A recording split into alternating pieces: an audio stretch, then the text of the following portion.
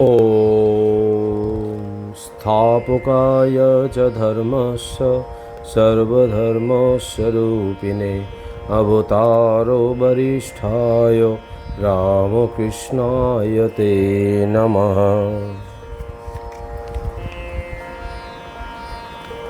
আজ আমরা যে গ্রন্থ থেকে পাঠ করব সেটির নাম শ্রী শ্রী রামকৃষ্ণ মহিমা। এটি লিখেছেন অক্ষয় কুমার সেন।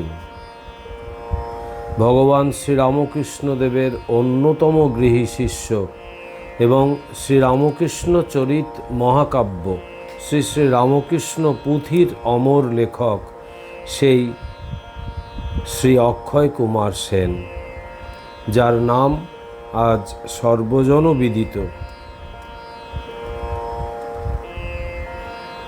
পুঁথিতে কবি দেব মানব শ্রীরামকৃষ্ণদেবের বিচিত্র লীলা কাহিনী ও অমৃতময় উপদেশ ছন্দবদ্ধ করিয়া পাঠক পাঠিকাদের চিত্ত আকর্ষণ করেছেন।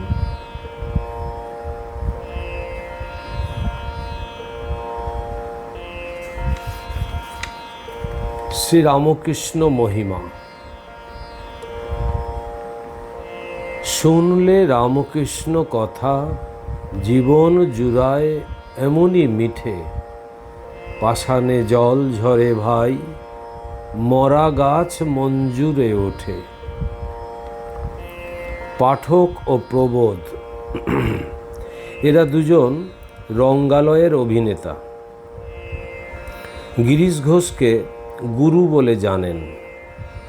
রঙ্গালয়ে যখন চৈতন্যলীলা অভিনীত হয় তখন থেকে এরা রঙ্গালয়ে ভগবান শ্রীরামকৃষ্ণ পরমহংসদেবকে দর্শন করেছেন, তার শ্রীপদরজও গ্রহণ করেছেন এবং মহাপ্রসাদ ধারণ করেছেন।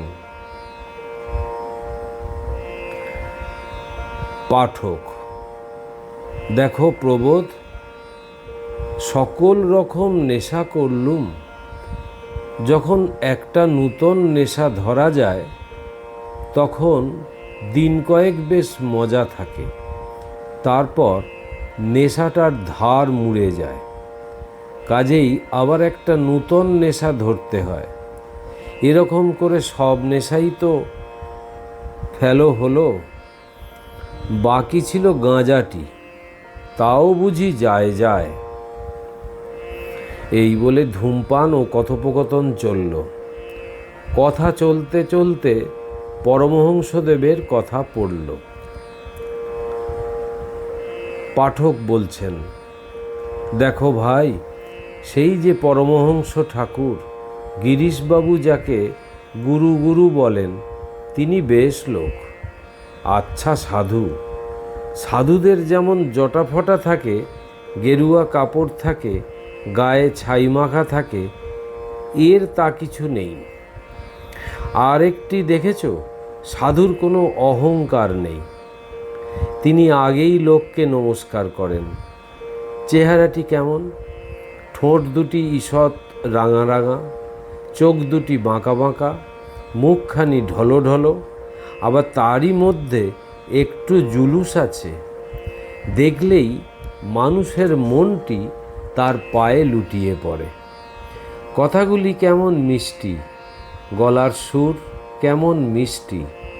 এমন সুন্দর গান তো ভাই কখনো শুনিনি।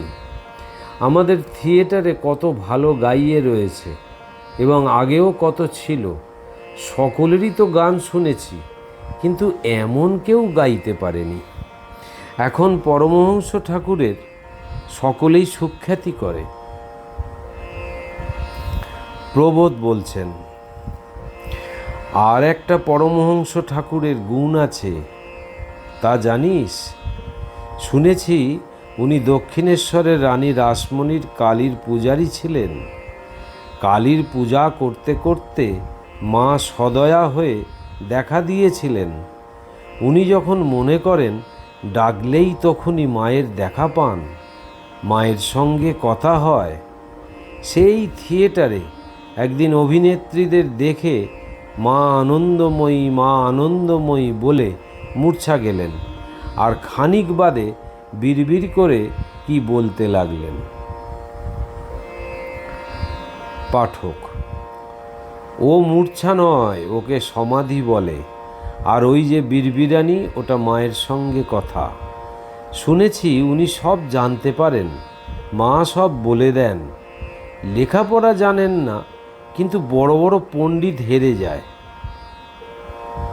প্রবোধ: আচ্ছা ভাই, লেখাপড়া জানেন না, তবে কি করে পণ্ডিতদের হারিয়ে দেন? পাঠক: মায়ের সঙ্গে যার কথা হয় তিনি লোকখানা কি? ওকে পণ্ডিতদের সঙ্গে বেশি কথা কইতে হয় না। কি হয় শোনো। পণ্ডিতগুলো দূর থেকে লম্পঝম্প করে আসে, প্রথমে রোগ করে খুব তর্ক বিতর্ক করে, তারপর যখন বড় বাড়াবাড়ি হয় তখন ওই পরমহংস ঠাকুর ছুঁয়ে দেন, আর পণ্ডিতগুলোর ভ্যাবাচাকা লেগে যায়। প্রবোধ: তারপর?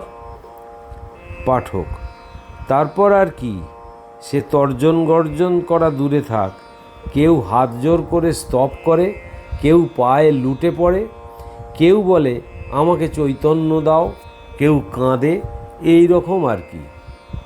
প্রবোধ: আচ্ছা ভাই, একটা কিছু দেখে তো অমন করে, ছুঁয়ে দিলে কি দেখে, কিছু শুনেছ? পাঠক: হ্যাঁ, শুনেছি। কেউ শিব দেখে, কেউ কালী দেখে, কেউ রাম দেখে, কেউ কৃষ্ণ দেখে, আবার কেউ যে কি দেখে তা কিছু বলতে পারে না।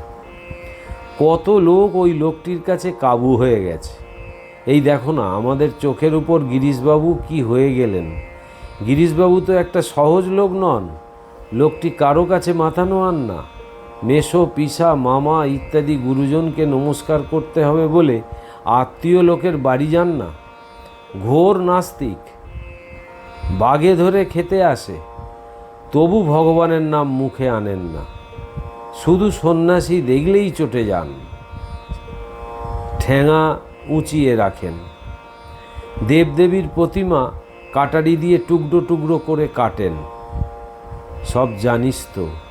ওই পরমহংস ঠাকুরকে প্রথম থিয়েটারে কত গাল দেওয়া হলো, তারপর পরমহংস ঠাকুর সেই আপনার মন্তর ছেড়ে ছুঁয়ে দেওয়া মাত্র গিরিশবাবু কাবু। এখন গিরিশবাবুই তাকে ভগবান বলেন। প্রবোধ: আচ্ছা ভাই, আর কেউ এমন হয়েছে জানিস? পাঠক: হ্যাঁ, সেদিন শশধর তর্কচূড়ামণি বক্তৃতায় শহরকে তোলপাড় করে দিলেন। যে তার বক্তৃতা শোনে সেই বাহবা দেয়। আজ এখানে বক্তৃতা, কাল সেখানে বক্তৃতা, একটা হুলুস্থুলুস পড়ে গেল। তারপর ওই পরমহংস ঠাকুর তার বাসায় গিয়ে দেখা করে তাকে ছুঁয়ে দিয়ে কি বললেন? প্রবোধ: তারপর? পাঠক: তারপর আর কি, যেমনি ছোঁয়া অমনি বোবা হওয়া। সেই শশধর পণ্ডিত কতদিন পরমহংস ঠাকুরের পেছু পেছু ঘুরলেন, কি দেখলেন? এখন আর সারা শব্দ নেই। প্রবোধ: আর কারো কথা জানিস? পাঠক: ঢের ঢের অনেক, সময়ে সব আবার বলবো। প্রবোধ: তুই এত কোথা থেকে শুনলি? পাঠক: ওরে ভাই, আজকাল যেখানে যাই সেখানেই ওই পরমহংস ঠাকুরের কথা। প্রবোধ: এখন ওই ঠাকুর কোথায়? পাঠক: শুনেছি তিনি এখন কাশীপুরের একটা বাগান বাড়িতে আছেন। তার গলায় বেদনা হয়েছে, তাই তার ভক্তেরা সেখানে তাকে রেখে চিকিৎসা করাচ্ছেন। ব্যারাম বড় শক্ত। শুনেছি শহরের ডাক্তার কবিরাজ সব হার মেনে গেছেন। ডাক্তার মহেন্দ্র সরকারও কিছু করতে পারেননি। প্রবোধ: চল এখন সেই পরমহংস ঠাকুরকে দেখে আসি। ব্যারাম এমন শক্ত হয়েছে, শুনে প্রাণটা কেমন করে উঠল। পাঠক: আমারও তাই, তবে চল। দুজনে পথে বেরোলো। এখন বেলা প্রায় দুপুর পেরিয়ে গেছে। খানিক দূরে গিয়ে দুজনেরই ক্ষুধা পেল। প্রবোধ: ভাই, খিদে আর চলা যায় না, 1.5 ক্রোশের ওপর পথ, সঙ্গে দুজনের মধ্যে কারো একটা পয়সা ট্যাঁকে নেই। যখন বেরিয়ে এসেছি তখন যাই হোক যাব। তুই যে আগে বললি পরমহংস ঠাকুর আরও অনেক লোককে ছুঁয়ে দিয়ে বোবা করে দিয়েছেন, তাদের কথা বলবি? কই এখন বল না। দেখ, ওই ঠাকুরটি যেমন সুন্দর, তার সম্বন্ধে কথাগুলিও তেমনি। পাঠক: আমি সেদিন বাবু দত্তের গুলির আড্ডাতে গিয়েছিলাম। সেখানে অনেকেই ওই পরমহংস ঠাকুরের কথা বলছিল। কথাগুলি শুনতে বেশ লাগলো। একজন বললে, কেশব সেন এত চেলা করলেন, বিলাতে গিয়ে বক্তৃতা দিয়ে বড় বড় সাহেবকে মোহিত করলেন, এখানে ভারতবর্ষে কত ব্রাহ্ম মন্দির স্থাপন করলেন, তার বক্তৃতায় এমন জোর যে মানুষ শুনলেই তার বশীভূত হয়ে যায়। তোমাদের মনে আছে সেই বিডন গার্ডেনে যেদিন বক্তৃতা হলো, এত বড় বাগানটার বাইরে ভিতরে লোক আর ধরে না, শহর তোলপাড়। তারপর পরমহংস ঠাকুরের সঙ্গে কেশববাবুর দেখা হয়। প্রবোধ: দেখা হয়ে কি হলো? পাঠক: সে লোকটি বললে, দিন কতক পরমহংস ঠাকুরের সঙ্গ করতেই কেশববাবুর মোড় ফিরে গেল। সে কেশব বদলে আর এক কেশব হয়ে গেলেন। নিজের শিষ্যদিগকে নিয়ে দক্ষিণেশ্বরে যাওয়া আসা করতে লাগলেন। কখনো কখনো পরমহংস ঠাকুরকে নিজের ঘরে আনতেন। এরকম হতে হতে কেশব সেনের সে বক্তৃতার চোট কোন দিকে উড়ে গেল, আর মুখটি বুজে পরমহংস ঠাকুরের পা তলাটিতে বসে তিনি কি বলেন সেসব শুনতেন। একদিন পরমহংস ঠাকুর কেশববাবুকে বলেছিলেন, কেশব, তুমি কেমন বক্তৃতা করো, কিছু বলো না। তাতে কেশববাবু জবাব দেন, মশায়, কামার ঘরে কি ছুঁচ বিক্রি? প্রবোধ: কি আশ্চর্য! একজন কালীর পূজারী বামুন, মোটে লেখাপড়া জানা নেই, তার কাছে কেশববাবুর মতো এত বড় একটা লোক এমন হয়ে গেলেন। এ তো শহরের হাজার হাজার পূজারী বামুন ভট্টাচার্য টোলের অধ্যাপক রয়েছেন, সংস্কৃত বোল আউড়িয়ে দিক আঁধার করে দেন। কই, এমন তো কেউ নয়। আর কোথাও আছে তাও তো শুনিনি। পাঠক: তুই তো নিজেই বললি এই খানিক আগে যে তোকে কে বলেছিল পরমহংস ঠাকুর কালীর পূজারী ছিলেন, তার পূজায় মা খুশি হয়ে তাকে দেখা দিয়েছিলেন, আর ডাকলেই মা আসেন আর তার সঙ্গে কথা হয়। মা কালীর সঙ্গে যার কথাবার্তা হয় তার সঙ্গে আবার কি কারো তুলনা আছে? ঈশ্বর জানিত লোক।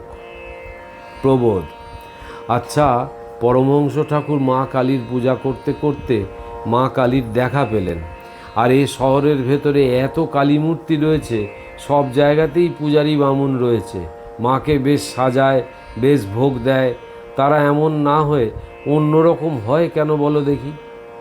কালীঘাট তো একটা পীঠস্থান, মা জাগ্রতা, সেখানকারও তো খবর জানি। পাঠক: যে যা চায় সে তাই পায়।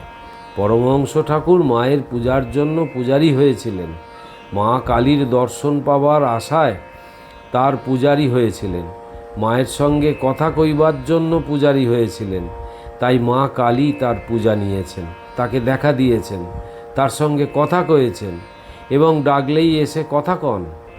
আর এরা উপরে ভক্তিযুক্ত হলে কি হবে? এরা তো আর পূজারী নন, পূজার ওরি। মাও তেমনি পূজা নেন, আর মায়ের চরণ লাভ কি মায়ের সঙ্গে কথাবার্তার বদলে যা চান চালকলা তাই লাভ হয়। আর যারা পূজা দেওয়ান তাদের সঙ্গে দক্ষিণার খাতিরে কথাবার্তা হয়ে পূজাকাণ্ড শেষ হয়। তুই ভাই এত বুঝলি কি করে? একসঙ্গেই তো এতকাল রয়েছি, কই আমি তো কিছু বুঝতে পারিনি।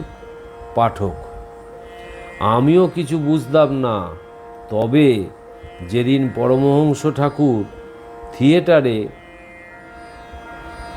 ডান পাটি বাড়িয়ে দিয়ে সমাধিস্থ হলেন, আর গিরিশবাবু চেঁচিয়ে বললেন, আয় কে কোথায় আছিস, শীঘ্র পায়ের ধুলা নে। আমি তাড়াতাড়ি এসে পায়ের ধুলো নিলুম আর বললুম, সে সময় চোখে এক ফোঁটা জলও এলো, ঠাকুর কৃপা করো। তারপর থেকে আমি কেমন একটু একটু বুঝতে পারছি, আর আমাকে একটা কেমন কেমন করেছে। আমি দেখেছি এ ঠাকুরেরই কৃপায় বুঝতে পারছি। আর একটা মজা, যত এ ঠাকুরের কথা শুনি বা বলি, যা আমি কখনো জানতুম না তাও আমি বুঝতে পারি। প্রবোধ, ওই যে বললি আমাকে কেমন কেমন করেছে, ওর মানে কি? তোকে কি করেছে?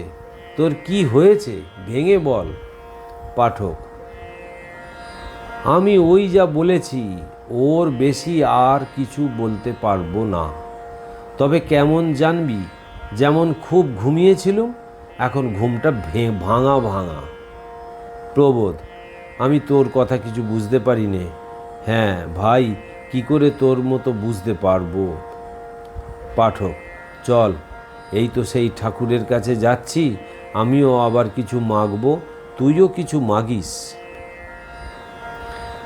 প্রবোধ, আমি কি মাগবো? কিছু বুঝতে পারছি নে, তুই বলে দে।